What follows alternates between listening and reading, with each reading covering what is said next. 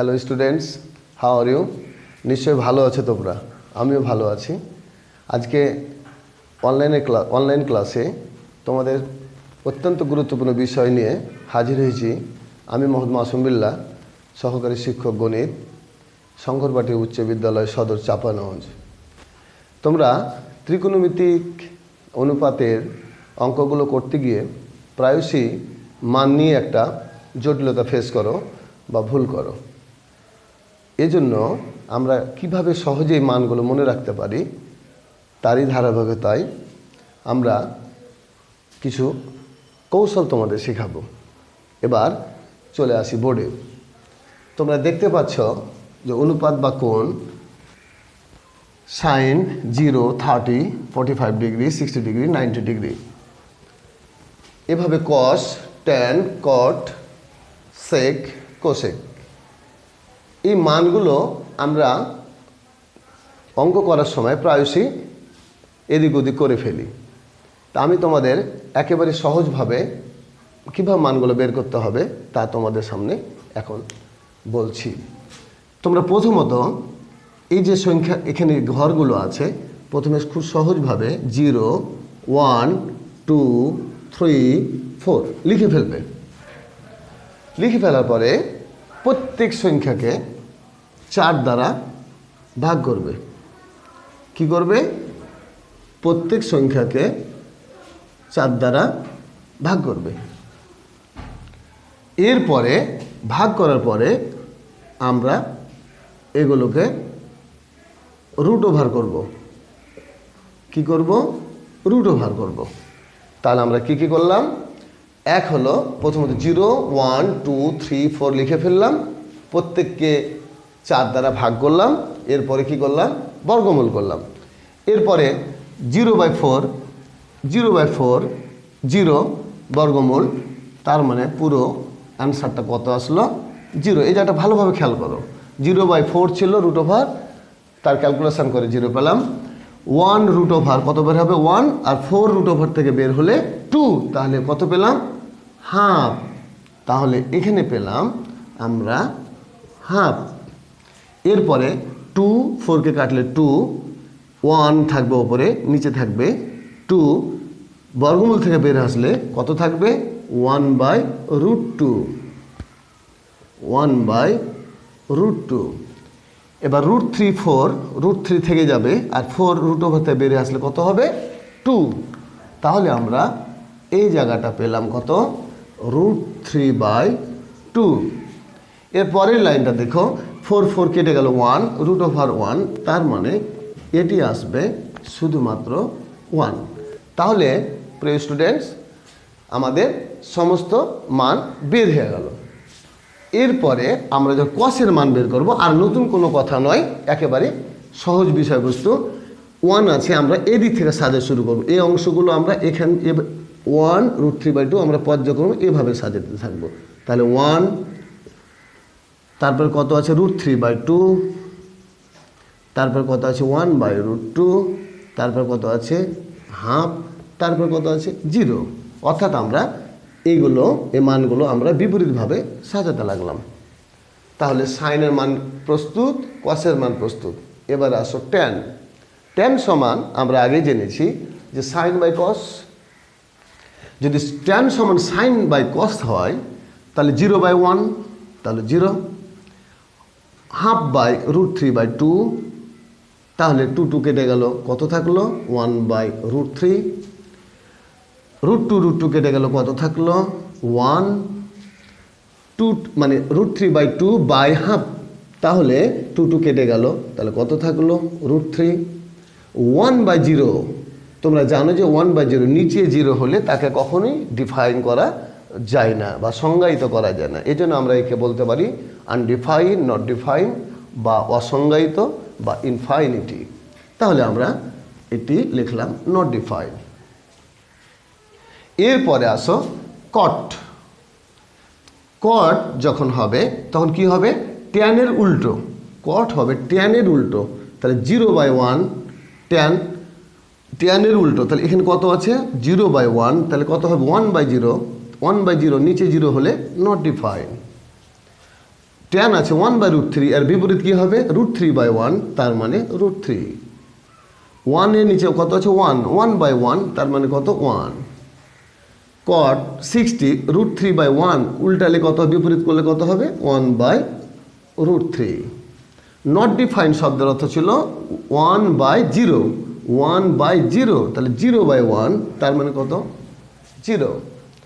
এবারে আসো sec, sec হলো cos-এর বিপরীত, তাহলে sec হবে cos-এর বিপরীত, তাহলে এর কত আছে 1/1, এর নিচে কত আছে 1, তাহলে 1/1 তার মানে 1। √3/2 এর বিপরীত হলো কত 2/√3। এরপর 1/√2 এর বিপরীত কত হবে √2, 1/2 তাহলে 2/1। এরপরে এখানে কত আছে 0/1, তাহলে একে বিপরীত করলে 1/0 মানে নট ডিফাইন্ড। এবার আসো কোসেক, কোসেক হলো কার বিপরীত সাইনের বিপরীত, তাহলে সাইনের বিপরীত 0/1 তাহলে 1/0 নট ডিফাইন্ড। 1/2 তার মানে 2/1 ইকাল টু 2, 1/√2 উল্টে গেল √2, √3/2 বিপরীত করলে 2/√3, 1 এর নিচে 1 আছে 1/1 ইকাল টু 1। তাহলে স্টুডেন্টস দেখো খুব সহজেই আমাদের একটি ছক প্রস্তুত হয়ে গেল। অর্থাৎ শুধুমাত্র আমরা সাইনের মানটি জানবো। কার মান জানবো? সাইনের মান। কীভাবে বের করেছি তোমাদের নিশ্চয় মনে আছে। আমরা প্রথমে 0 লিখব, তারপর 1 লিখব, 2 লিখব, 3 লিখব, 4 লিখব। প্রত্যেককে 4 দ্বারা ভাগ করে বর্গমূল করব। বর্গমূল করলে আমরা এই মানগুলো পেয়ে যাই। এই মানগুলো পেয়ে যাওয়ার পর এটিকে বিপরীতভাবে সাজাবো। 1 √3/2, 1/√2, হ্যাঁ 0। এরপর tan সমান জানি sin/cos, আমরা ভাগ করে করে এই মানগুলো প্রস্তুত করে নেব। শুধুমাত্র এখানে একটি বিষয় লক্ষ্য রাখতে হবে যে 0/1 0, 1/0 একে সংজ্ঞায়িত করা যাবে না, এই জন্য এটা হবে অসংজ্ঞায়িত, আনডিফাইন্ড বা নট ডিফাইন্ড বা ইনফাইনিটি। এই হলো আমাদের ছক। আরেকটি তোমাদের আবার অন্যভাবে তোমাদের মনে রাখতে পারো, সেটা হলো ফিঙ্গার দিয়ে। সেই ফিঙ্গারটা কিভাবে সেটি দেখো। আমরা যদি এই ফিঙ্গারটা তৈরি করি, এই ফিঙ্গারটা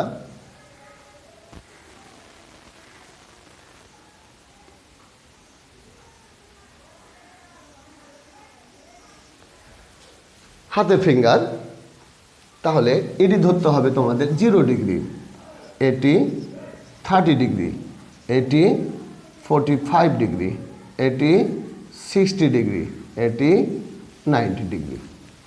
এই হাতের ফিঙ্গারটা তোমাদের ধরতে হবে। এরপরে তোমরা যদি সাইন থেটার মান বের করো, তাহলে একটি ফর্মুলা মনে রাখতে হবে। সেই ফর্মুলাটা হলো যে ঘড়ির কাঁটার দিকের আঙ্গুল, ঘড়ির কাঁটার দিকের অবশিষ্ট আঙ্গুল, অবশিষ্ট আঙ্গুল বাই 2। ঘড়ির কাঁটা বলতে তোমরা তো জানো যে ঘড়ির কাঁটা এই দিকে ঘুরে, এইভাবে ঘুরে। সুতরাং আমরা এখানে বোঝাতে চাচ্ছি ঘড়ির কাঁটার দিকের অবশিষ্ট আঙ্গুল, অর্থাৎ আমাদের ঘড়ির কাঁটার এখন সাইনের ক্ষেত্রে আমরা এভাবে কল্পনা করব। এখন কিভাবে মান বের করছি সেটা লক্ষ্য করো। সেটা হলো যদি আমরা সাইন 0 ডিগ্রি মান বের করি, তাহলে ঘড়ি এইটা 0 ডিগ্রি, এখন যদি 0 ডিগ্রি হয় এটাকে অফ করে দাও। তা এখান থেকে অবশিষ্ট ঘড়ির কাঁটার দিকের অবশিষ্ট আঙ্গুল, এরপরে এই দিকে কোনো আঙ্গুল নাই। যদি 0 ডিগ্রি নিয়ে কাজ করি তাহলে এটা 0, এটা 30, এটা 60, 45, 60, 90।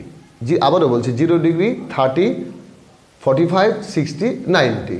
তাহলে এটি যদি 0 ডিগ্রি নিয়ে কাজ করছি, তাহলে 0 ডিগ্রি নিয়ে কাজ করলে এটি অফ করে দাও। এখান থেকে ঘড়ির কাঁটার দিকে চলো, মানে এই দিকে চলো, কোনো কি আঙ্গুল আছে অবশিষ্ট আঙ্গুল নাই। তাহলে কত হলো 0 বাই কত হলো 2 সমান 0/2 ইকাল টু কত হলো 0। দেখো সাইন 0 ডিগ্রি মান 0। এবার সাইন 30 ডিগ্রি মান, সাইন 30 ডিগ্রি মাপ ছিল, এটা ছিল। এরপরে এটি অফ করে দাও, এটি অফ হলে অফ ঘড়ি কাটার দিকে চলো, ঘড়ি কাটার দিকে কয়টি আঙ্গুল আছে? একটি আঙ্গুল আছে, তাহলে √1/2, রুট ওভার কেটে গিয়ে তাহলে হাফ। এবার সাইন 45 ডিগ্রি, সাইন 45, তাহলে এটা 45, এই 45-এ এই আঙুলটাকে ভাঁজ করে নাও, তবে ঘড়ি কাটার দিকে চলো, তাহলে কয়টি থাকলো? √2, আর নিচে কত আছে? ভাগ 2, ফর্মুলা 2, তাহলে √2 থাকলো। এই 2 শব্দের অর্থ হলো দুটি √2, এটি কেটে গেল, তাহলে 1/√2। এবারে আসো সাইন 60 ডিগ্রি, সাইন 60 অর্থাৎ এটি, তাহলে এটিকে ভাঁজ করো, তাহলে ঘড়ি কাটার দিকে অবশিষ্ট আঙুল কয়টি থাকলো? 3টি, তাহলে √3, আর ভাগ কত আছে? 2, অর্থাৎ সাইন 60 সমান দেখতে পাচ্ছ তোমরা √3/2। এবার tan 90 বলতে এটি, সরি সাইন 90, এটি ভাঁজ হয়ে গেল, তাহলে কত থাকলো? সাইন 90 ডিগ্রি, সাইন 90, এটি ভাঁজ, এটি বাদ দিলে ঘড়ি কাটার দিকে হয় কত? 4, তাহলে √4/2, √4 থেকে বের হবে 2/2 ইকাল টু কত? 1, তাহলে সাইন 90 ইকাল টু 1। দেখো দুটি ছকই একই তোমার মানে চলে আসছে। এরপরে আসো, তাহলে সাইনের ক্ষেত্রে আমরা কি মনে রাখবো?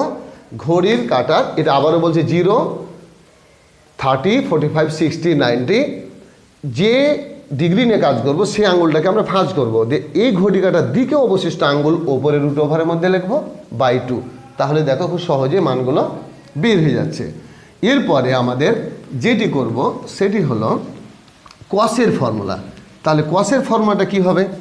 তাহলে কসের একটা ফর্মুলা খুব সহজ, এখানে কোনো আবার ঝামেলা নাই।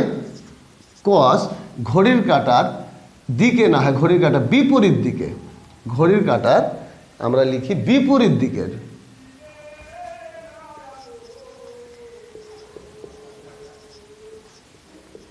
বিপরীত দিকে অবশিষ্ট।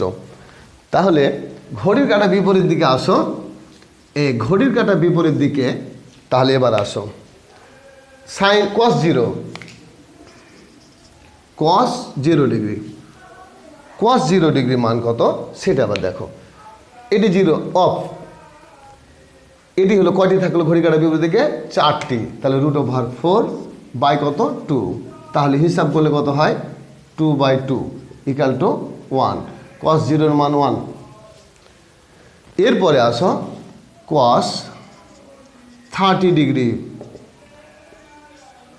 cos 30, তাহলে এটি কত ছিল? 30, তাহলে এটি অফ, তাহলে এইখান থেকে কয়টি থাকলো?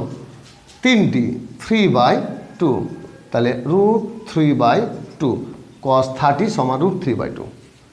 এরপরে cos কত হলো? cos এবার 45, cos 45 ইকাল টু এটি 45, তাহলে এটি অফ, তাহলে এখানে কতটি থাকলো?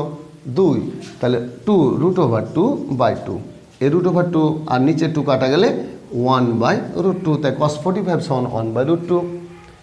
এরপরে cos 60 ডিগ্রি, cos 60 সমান, এটি হলো cos 60 ক্লোজ, কত থাকলো?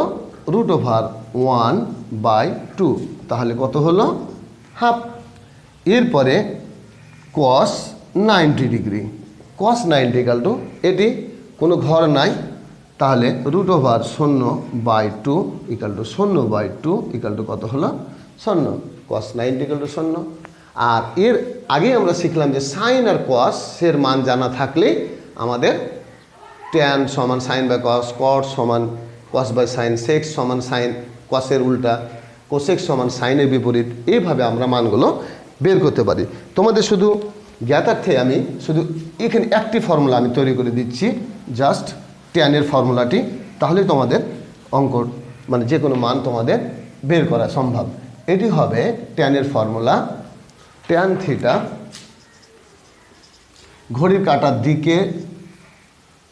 কাঁটার দিকে অবশিষ্ট আঙ্গুল √ঘড়ির কাঁটার বিপরীত দিকে অবশিষ্ট আঙ্গুল। এই হলো ফর্মুলা। সাইন ছিল ঘড়ির কাঁটার দিকে, উপরে থেকে গেল, আর কসে ছিল কি ঘড়ির কাঁটার বিপরীতে, কারণ ট্যান সমান আমরা জানি সাইন বাই কস। তাহলে আমরা এই মানগুলো বের করতে পারবো। যেমন দেখো ট্যান 45, ট্যান 45 ঘর কত ছিল? 8 ছিল। তাহলে ঘড়ির কাঁটার দিকে সাইন ওপরে, যেহেতু ঘড়ির কাঁটার দিকে, তাহলে কত হলো? 2, দুটি আছে ঘড়ির কাঁটার দিকে, ভাগ 2, তাহলে 2/√2/2। আর এটি ছিল ঘড়ির কাঁটার বিপরীত দিকে অবশিষ্ট আঙ্গুল। যদি আমরা সরাসরি রুট করি অথবা সাইনের মানটা বসাই সেক্ষেত্রে হবে। আর যদি আমরা সরাসরি ফর্মুলা প্রয়োগ করি তাহলে ঘড়ির কাঁটার দিকে অবশিষ্ট আঙ্গুল অর্থাৎ √2, আর ঘড়ির কাঁটার বিপরীত দিকে, তাহলে ঘড়ির কাঁটার বিপরীত দিকে এটি ছিল 45, কত আছে? √2, মানে √2 ঘর, √2 ঘর 45। ঘড়ি কাঁটার দিকে 2 ঘর, অর্থাৎ এটা ক্লোজ করলে 2টি, আর এটি ক্লোজ করলে বিপরীত দিকে হয় এখানে 2টি, তাহলে √2 কেটে গেলে কত হলো? 1। তাই tan 45 ডিগ্রি সমান হয়ে গেছে 1। এই যে tan 45 সমান। প্রিয় শিক্ষার্থী, এইভাবে আমরা পর্যায়ক্রমে মানগুলো প্রস্তুত করতে পারি। আর এই মানগুলো জানা থাকলে শুধুমাত্র আমাদের ত্রিকোণমিতির অঙ্কগুলো করা খুবই সহজ হবে। তাই তোমরা বাসায় এই ছক অথবা এই পদ্ধতির মধ্যে একটা পদ্ধতি তোমরা পছন্দ করে তোমরা প্র্যাকটিস করো। পরবর্তী ক্লাসে আমরা ত্রিকোণমিতি অঙ্ক নিয়ে আবার কথা বলবো। এ পর্যন্ত ভালো থাকো, সুস্থ থাকো, খোদা হাফেজ।